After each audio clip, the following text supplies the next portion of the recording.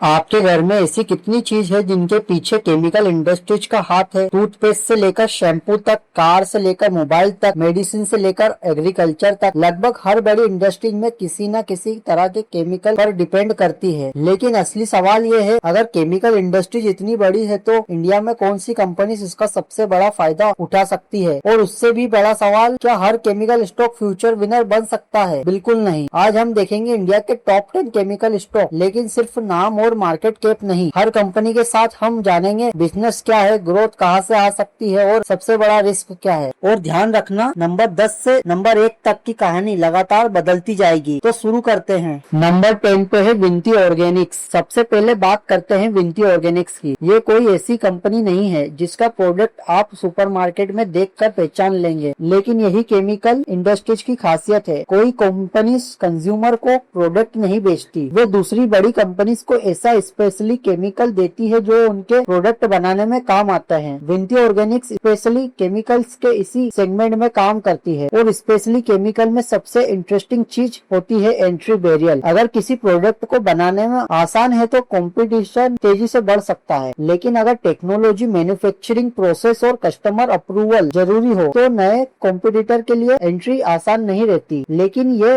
एक सवाल है, क्या स्पेशली केमिकल होना मात्र से स्टॉक अच्छा इन्वेस्टमेंट बन जाता है? नहीं, आपको वैल्यूएशन, मार्जिन और ग्रोथ भी देखनी होगी। और यही हमें ले जाते हैं अगले स्टॉक पर। नंबर 9 पर है फाइन ऑर्गेनिक इंडस्ट्रीज। नाम शायद आम इन्वेस्टर को एक्साइटेड नहीं लगे, लेकिन इसका बिजनेस काफी इंटरेस्टिंग है। कंपनी स्पेशली एडवर्टीज बनाती है जिनका इस्तेमाल फूड, प्लास्टिक और दूसरे अप्लायंसेस में होता है। यानी आप प्रोडक्ट खरीदते समय फाइन ऑर्गेनिक्स का नाम नहीं देखते, लेकिन उस प्रोडक्ट के पीछे उसकी सप्लाई चेन में कंपनी मौजूद हो सकती है। और यही B2B केमिकल बिजनेस की ताकत है। लेकिन ये भी एक खतरा है, अगर रॉ मटेरियल कॉस्ट बढ़ती है या ग्लोबल कंपटीशन प्राइसिंग पर दबाव डालता है तो मार्जिन प्रभावित हो सकती है। इसलिए केमिकल स्टॉक में सिर्फ सेल्स मार्जिन की क्वालिटी भी देखना पड़ती है। और अब आते हैं उस कंपनी पर जिसकी कहानी एग्रीकल्चर से जुड़ती है। नंबर 8 पर है पाई इंडस्ट्रीज। इस कंपनी की कहानी एग्रो केमिकल से जुड़ी है और एग्रीकल्चर की जरूरत कभी खत्म नहीं होने वाली। लेकिन एक ये ट्विस्ट है, डिमांड स्ट्रॉन्ग होने के बावजूद केमिकल कंपनीज को ग्लोबल इन्वेस्टरी साइकिल, प्राइसिंग प्रेशर और चाइनीज कंपटीशन जैसी समस्या का सामना करना पड़ सकता है। इसलिए सवाल सिर्फ ये नहीं है कि किसानों को प्रोडक्ट की जरूरत है या नहीं, सवाल कंपनी उस डिमांड से कितना प्रॉफिट बना पाएगी। यही फर्क एक अच्छी इंडस्ट्री और एक अच्छे स्टॉक में होता है। और अब हम टॉप 7 में पहुंच चुके हैं। नंबर 7 पर है दीपक नाइट्राइट। ये परफॉर्मेंस और स्पेशली केमिकल्स की दुनिया में एक जाना माना नाम है, लेकिन इसकी सबसे इंटरेस्टिंग बात यह है कि केमिकल इंडस्ट्रीज में कई बार कंपनीज की असली ताकत उसके प्रोडक्ट के नाम से नहीं, बल्कि उसकी मैन्युफैक्चरिंग कैपेबिलिटी और कस्टमर रिलेशनशिप में छुपी होती है। अगर company complex chemical efficiency produce कर सकती है तो उसके लिए कॉम्पिटिटिव एडवांटेज बन सकता है। लेकिन इन्वेस्टर को एक चीज पर नजर रखनी चाहिए, कैपेसिटी बढ़ रही है तो उसका असर प्रॉफिट पर कब दिखाई देगा, क्योंकि फैक्ट्री लगाना आसान है, उसे प्रॉफिटेबल तरीके से चलाना असली टेस्ट है। और अब आते हैं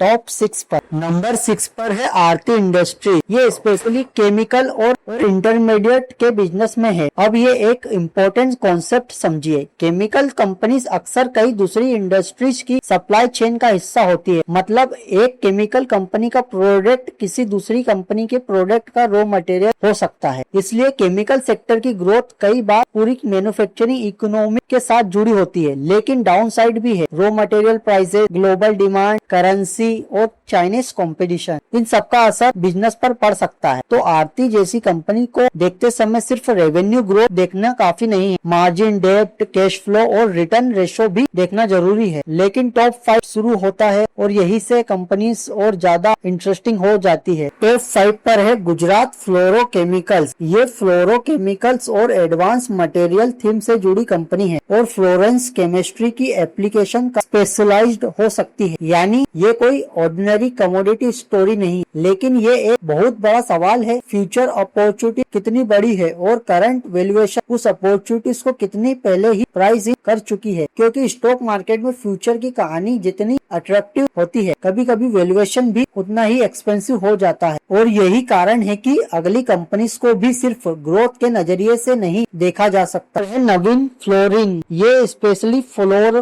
केमिकल्स के सेगमेंट में काम करती है। ये एक टेक्नोलॉजी की इम्पोर्टेंस बहुत बढ़ा जाती है। किसी स्पेशलाइज्ड केमिकल को बनाना सिर्फ एक फैक्ट्री लगाना जितना आसान नहीं होता। Process knowledge, quality, customer qualification और कंसिस्टेंट सप्लाई, ये सब मिलकर कॉम्पिटिटिव एडवांटेज बनते हैं। यानी अगर कोई कंपनी किसी कॉम्प्लेक्स प्रोडक्ट में स्ट्रॉन्ग पोजीशन बना ले तो कॉम्पिटिटर के लिए उसे ओवरनाइट रिप्लेस करना आसान नहीं होता। लेकिन फिर वही सवाल, क्या अच्छी कंपनी का स्टॉक हमेशा अच्छा इन्वेस्टमेंट होता है? बिल्कुल नहीं, क्योंकि बिजनेस क्वालिटी और स्टॉक वैल्यूएशन दो अलग चीजें हैं। अब आते हैं टॉप 3 पर। नंबर 3 पर है सीआरएफ। सीआरएफ की कहानी इंटरेस्टिंग इसलिए है क्योंकि ये सिर्फ एक सिंगल प्रोडक्ट केमिकल कंपनी नहीं है। कंपनी के कई बिजनेस सेगमेंट है और स्पेशली केमिकल इसकी महत्वपूर्ण ग्रोथ स्टोरी का हिस्सा है। लेकिन डाइवर्सिफाइड बिजनेस का एनालिसिस थोड़ा मुश्किल होता है, क्योंकि इन्वेस्टर को पूछना पड़ता है कौन सा सेगमेंट ग्रो कर रहा है, कहाँ मार्जिन इंप्रूव हो रहे हैं, कहाँ कैपेक्स हो रहा है, और सबसे जरूरी आज किया गया इन्वेस्टमेंट फ्यूचर में कितना रिटर्न देगा। अगर कोई कंपनी अगले कुछ वर्षों में अपनी कैपेसिटी को स्ट्रॉन्ग डिमांड के साथ जोड़ पाती है तो ग्रोथ का अपॉर्चुनिटीज बन सकता है। लेकिन एग्जीक्यूशन खराब हुआ तो वही कैपेक्स बर्डन बन सकता है। और अब बची है सिर्फ 2 कंपनी। नंबर 2 पे है पिडिलाइट इंडस्ट्रीज। और शायद आपने इस केमिकल स्टॉक की तरफ कभी सोचा भी नहीं होगा, लेकिन घर में फेविकोल या फेविक्विक का नाम शायद आपने जरूर सुना होगा। यही पिडिलाइट की सबसे बड़ी ताकतों में से एक है। Brand plus distribution plus customer trust. Chemical industries में कई कंपनीज ऐसी है जिनके नाम कंज्यूमर को पता नहीं, लेकिन पिडिलाइट के मामले में कंज्यूमर ब्रांड खुद बिजनेस मोड बन सकता है। अगर कस्टमर किसी प्रोडक्ट पर भरोसा करता है तो कॉम्पिटिटर के लिए उसे बदलना आसान नहीं होता। लेकिन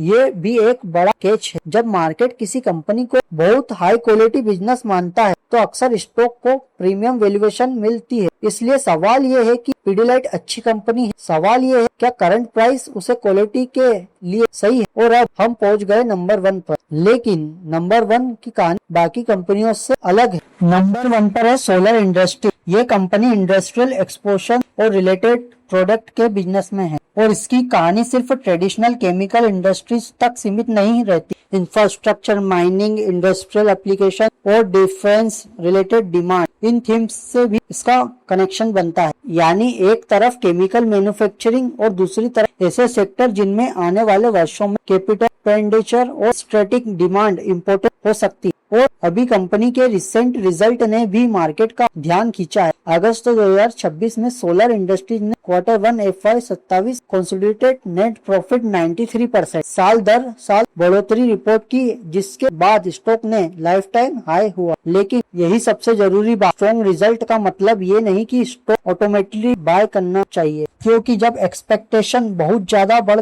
जाती है तो फ्यूचर में कंपनी को सिर्फ अच्छा नहीं, मार्केट के एक्सपेक्टेशन से बेहतर परफॉर्मेंस करना पड़ता है। और यही स्टॉक मार्केट का सबसे बड़ा गेम है। तो दोस्तों, ये थे top 10 chemical stock in India. और आप अब बताइए कमेंट में कि आप किस स्टॉक में इन्वेस्ट करने वाले हैं। और चैनल पे नए हैं तो चैनल को सब्सक्राइब करें और लाइक करना ना भूलें वीडियो को।